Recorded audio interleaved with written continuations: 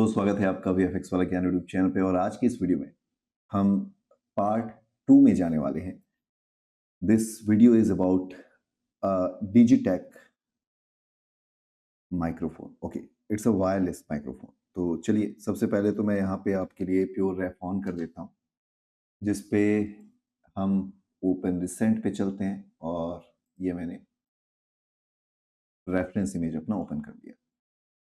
अब जो हम मॉडल करने वाले हैं वो है ये ट्रांसमीटर, यानी कि माइक्रोफोन। और बाकी पार्ट मैंने ऑलरेडी पार्ट 1 में बना करके रखा हुआ है, तो इसे मैं एक न्यू फाइल में बना रहा हूँ। बाद में मैं आपको ये भी बताने वाला हूँ कि आप डिफरेंट डिफरेंट फाइल को किस तरीके से एक सिंगल सीन में कन्वर्ट करेंगे। तो चलिए इसको शुरू करते हैं। सबसे पहले अगर आप इसको देखें तो इसका बेस प्रिमिटिव है सिलेंडर। तो हम ले लेते हैं सिलेंडर और सिंपली मैंने यहाँ से कुछ इस तरीके से ड्रैग करके सिलेंडर बना दिया। देन इसके बाद ये जो सब डिवीजन एक्सिस है, इसको चलिए मैं ले लेता हूँ 36 और सब डिवीजन कैप की वैल्यू को मैंने कर दिया 0। अब इसके ऊपर का ये जो हिस्सा है इसको बनाते हैं। तो इसके लिए मुझे करना पड़ेगा इसको एक्सट्रूड, और एक्सट्रूड करने के लिए मैंने ले लिया मूव टूल। शिफ्ट के साथ सिंपली ड्रैग कर दिया, स्केल टूल लेकर के फिर इस तरीके से स्केल कर दिया। देन इसके लेबल के लिए और स्टिकर के लिए मैंने इसको एक बार और ऐसा। इसके बाद अब मुझे नीचे इसको एक्सट्रूड करना है, तो शिफ्ट के साथ हमने ड्रैग किया और इस तरीके से स्केल कर लिया। तो बैक साइड अगर आप देखें तो ये इस तरीके से एक्सट्रूड और स्केल है। इसके बाद हम इसको वापस से मूव टूल ले करके डब्ल्यू प्रेस किया मैंने और कुछ ऐसा एक्सट्रूड किया। ये थोड़ा जूम करते हैं और इस तरीके से सेट कर दिया। फिर स्केलिंग टूल लिया और उसके बाद थोड़ा सा इस तरीके से स्केल अंदर की तरफ, और फिर उसके बाद एक्सट्रूड इस तरीके से, कुछ इस तरीके से स्केल कर लिया हमने। फिर शिफ्ट के साथ स्केल किया हमने ताकि एक्सट्रूड हो जाए, और उसके बाद शिफ्ट के साथ हमने कर दिया ड्रैग। ओके, तो ये हो गया हमारा माइक्रोफोन को इस लेवल पे। ओके, अभी मैं इसको 3 प्रेस करता हूँ, आप देखेंगे हमारा मॉडल कुछ ऐसा दिखने लगेगा। तो 1 प्रेस करते हैं और इस पर क्रीज दे देते हैं। तो देखिए, डबल क्लिक किया हमने इसको और यहाँ से मॉडलिंग मेन्यू सेट लेकर के मैश टूल और ले लिया क्रीज टूल, और उसके बाद इसको क्रीज दे दिया। इसी तरीके से इस पार्ट को क्रीज देते हैं। और यहाँ पे भी मैंने, सॉरी, इस पे आप लूप सेलेक्ट नहीं कर सकते, तो फिर क्या करते हैं, अभी अगर मैं 3 प्रेस करूँ तो ये कुछ ऐसा हो जाएगा। तो mash tool, insert as loop tool, या फिर आप फेस सेलेक्ट कर लें और शिफ्ट के साथ हल्का सा ऊपर ड्रैग कर दें। अभी एज पे चलते हैं, डबल क्लिक करते इस एज को, अब ये सेलेक्ट हो सकता है।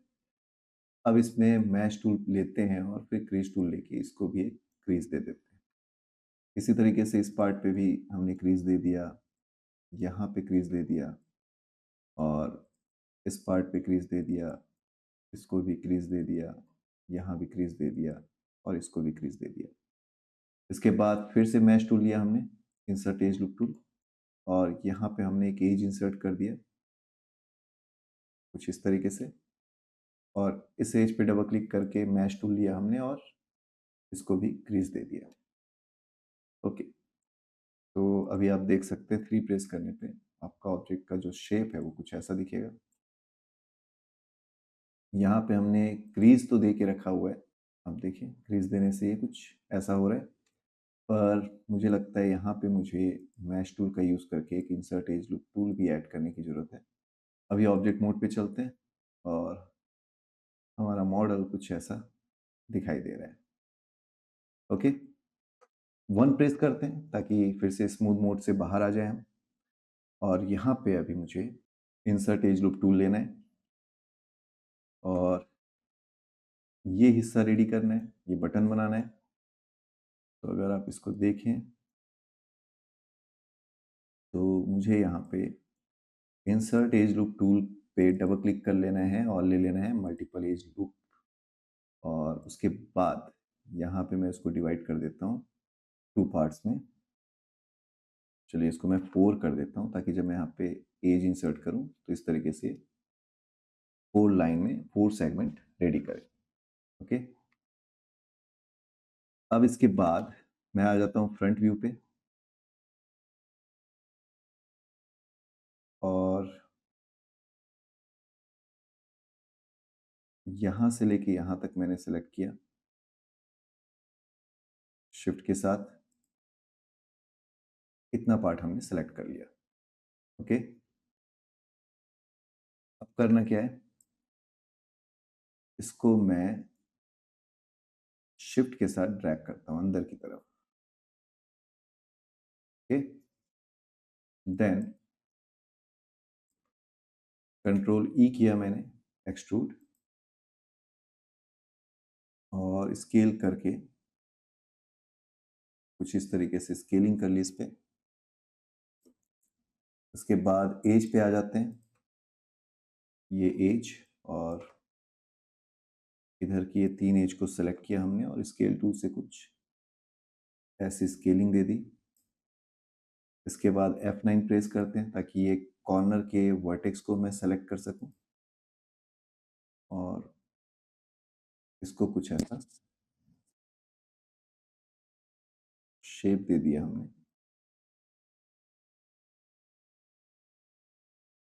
ओके,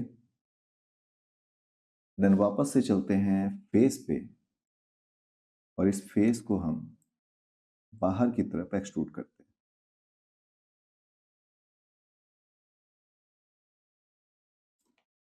ओके, इतना डेप्थ देते हैं। ऑब्जेक्ट मोड पे आ जाते हैं और इसको भी प्रॉपर क्रीज देने के लिए mash tool, insert as loop tool, और इस बार मैं इस टूल सेटिंग से रिसेट कर देता हूँ इंसर्ट एज को और यहाँ पे हम इसको लॉक करते हैं। अभी इस पे डेप्थ बहुत ज़्यादा दिखाई दे रहा है, आप देख सकते हैं। इसी तरीके से अगर आप देखें तो इधर भी एज है, यानी ओवरऑल ये जो एज है इसको मैं राउंड में डबल क्लिक करके सेलेक्ट कर लेता हूँ और थोड़ा सा इस तरीके से इसको ऐसा बाहर ले आते हैं। अब 3 प्रेस करते हैं तो ये हो गया। अभी भी इसमें बहुत ज़्यादा स्पेस है। ओके, तो इसके लिए क्या करेंगे, सबसे पहले तो मैं फेस को सेलेक्ट करता हूँ,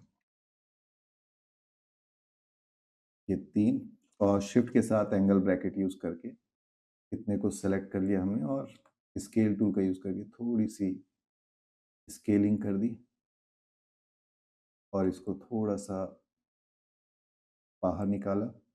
फिर शिफ्ट के साथ लेस देन साइन यूज किया और उसके बाद फिर से थोड़ी सी स्केलिंग। तो पहले से वो डेप्थ हो गया है कम और अभी हमारा मॉडल कुछ ऐसा दिखाई दे रहा है। अब हमें अपने इस मॉडल पे इस बटन को भी रेडी करना है, बटन के साइज का। ठीक है, तो ये राइट व्यू पे आ गए हम।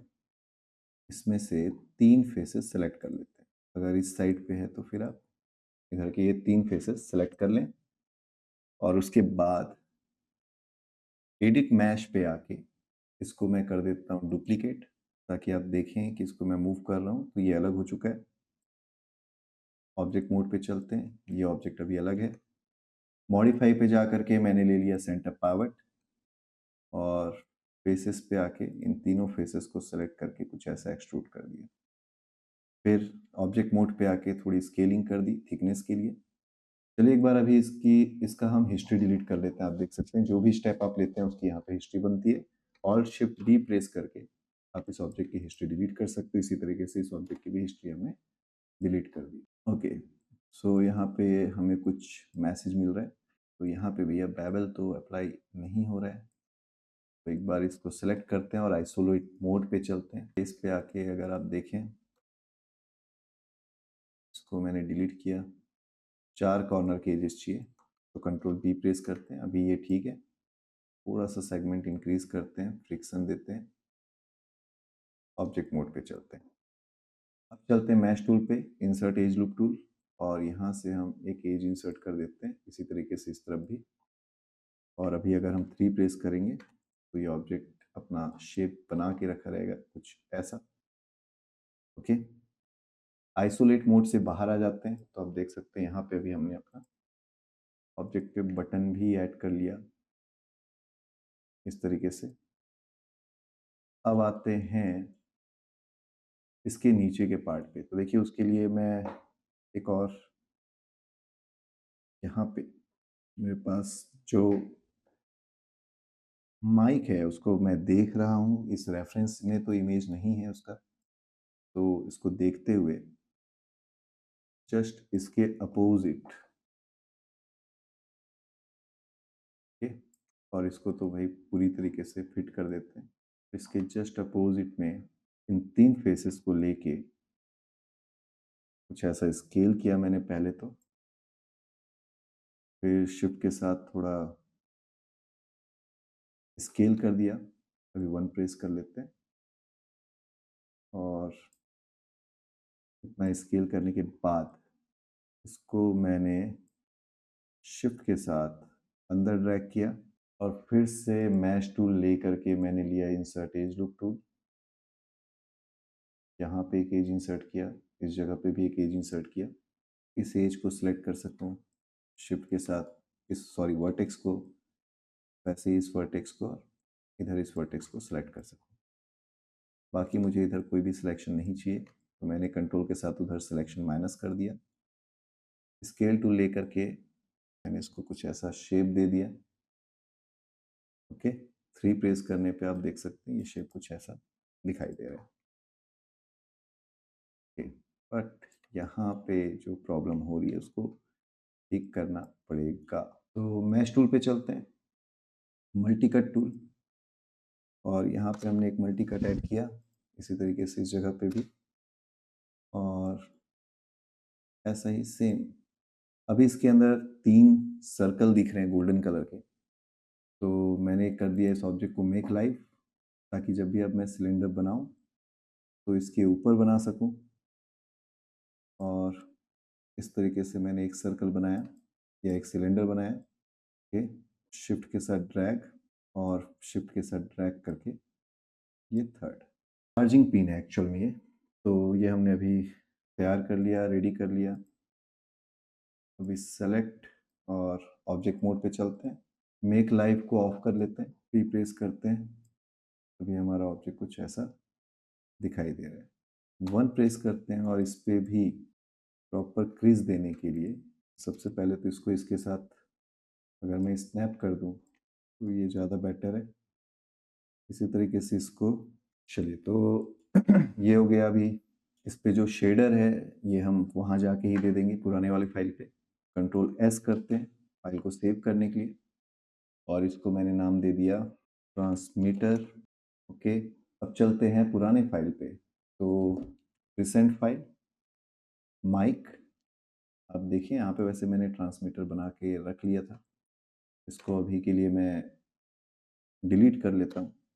तो अभी हमारे पास यहाँ पे रिसीवर है, इसका चार्जिंग बॉक्स है। मुझे उस फाइल को लेकर के आना है जो मैंने अलग से बनाया है। तो फाइल मेन्यू पे चलते हैं, यहाँ पे आपको मिलेगा इंपोर्ट का ऑप्शन।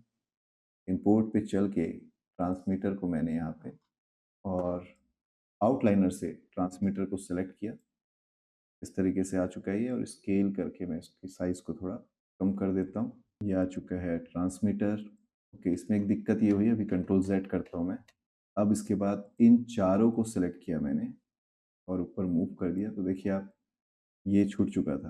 तो अभी मैंने चारों को सेलेक्ट कर लिया, मैंने कंट्रोल G कर दिया और कंट्रोल G करते वो ग्रुप बन चुका है। इस ग्रुप को मैं नाम दे देता हूँ यहाँ से माइक, और अभी अगर मैं स्केल करूँ तो ये पूरा का पूरा ऑब्जेक्ट कुछ इस तरीके से स्केल हो रहा है, साइज थोड़ी सी बड़ी, और इस पर भी अब हम शेडर दे देते हैं। तो ये सबसे पहले तो ये पार्ट हम सेलेक्ट करते हैं और इसको राइट क्लिक करके मैं ले लेता हूँ पुराना शेडर। तो assign existing material AI standard surface 1, जो ब्लैक पार्ट है, इसके लिए येलो पार्ट ले लेते हैं। तो assign existing material AI standard surface 2, और फिर उसके बाद यहाँ से माइक को सेलेक्ट करके हम इस तरीके से रोटेट कर सकते हैं। और अभी अगर हम इसका एक रेंडर प्रीव्यू देखें, पर मैं चाहता हूँ एक और कॉपी भी बना लेता हूँ, कंट्रोल D डुप्लीकेट, उसके बाद मूव टूल पे डबल क्लिक करते हैं, और ये पैनल ओपन होगा। यहाँ पे ऑब्जेक्ट के बदले मैं ले ले रहा हूँ वर्ल्ड, और ये हमने कॉपी कर लिया। इसको रोटेट कुछ ऐसा करते हैं कि ये ऑब्जेक्ट का फ्रंट शो करे। इसके अलावा आप देखेंगे जो मैग्नेटिक क्लिप है वो भी इसने बना करके रखा हुआ है, तो हम यहाँ पे मैग्नेटिक क्लिप भी बना सकते हैं। वो ये बनेगा सिलेंडर से। तो चलिए एक बार इसका प्रीव्यू देखते हैं। अभी इसका प्रीव्यू कुछ ऐसा दिखाई दे रहा है। इस पर अभी हमने कोई लेबलिंग और स्टिकर पे काम नहीं किया है, बट अभी हमने अपना मॉडल कुछ इस लेवल पे कंप्लीट कर लिया है। अभी क्लोज करते हैं इसको, और इसमें आके फेस, और ये जो फेस है इसको सेलेक्ट किया हमने, शिफ्ट के साथ ग्रेटर देन साइन यहाँ तक बस, और असाइन न्यू मटेरियल। यहाँ से मैं अर्नोल्ड शेडर से ले लेता हूँ AI स्टैंडर्ड सरफेस। यहाँ पे इसको नाम दे देते हैं। इस पे हमें थोड़ा स्पेकुलर तो ठीक है, बट इस पे मुझे मेटल की तरह थोड़ी शाइनिंग देनी है। मैंने वेट बढ़ा दिया, पोर्ट पे आकर के मैंने वेट बढ़ा दिया। सब सरफेस की वैल्यू को 0 ही रखते हैं। इसी तरीके से ये जो पार्ट है इस पे भी मैं अभी डबल क्लिक करता हूँ, शिफ्ट के साथ ग्रेटर देन साइन, और इतने पे भी मैं right click, assign existing material, और इस बार सिल्वर शेडर दे देता हूँ। अभी इसका एक प्रीव्यू देखते हैं। यहाँ पे आप देखेंगे इस तरीके से हमने ग्रे कलर में या सिल्वर कलर में रखा हुआ है इसको। अब इसके नीचे हम एक सरफेस बना लेते हैं। तो प्लेन ले लिया हमने, कंट्रोल के साथ और शिफ्ट के साथ मैंने प्लेन ड्रॉ किया, स्केल टूल लेकर के स्केल कर दिया। इस तरीके से एक तरीके से हमने इसको थोड़ा इन्फिनाइट कर दिया। केवल इस ऑब्जेक्ट को सिलेक्ट करके F किया, ऑल्ट और राइट माउस बटन से हमने इसको फ्रेमिंग सेट की, और उसके पहले आप यहाँ पे देख रहे होंगे अलग अलग ऑप्शन दिए हुए हैं। फिल्म गेट है और यहाँ पे रिजोल्यूशन गेट है। तो अभी इससे ये पता चल रहा है कि हमारा जो इमेज का आउटपुट निकलने वाला है वो 960/540 पे निकलने वाला है, और इतना हिस्सा हमें रेंडर आउटपुट पे दिखने वाला है।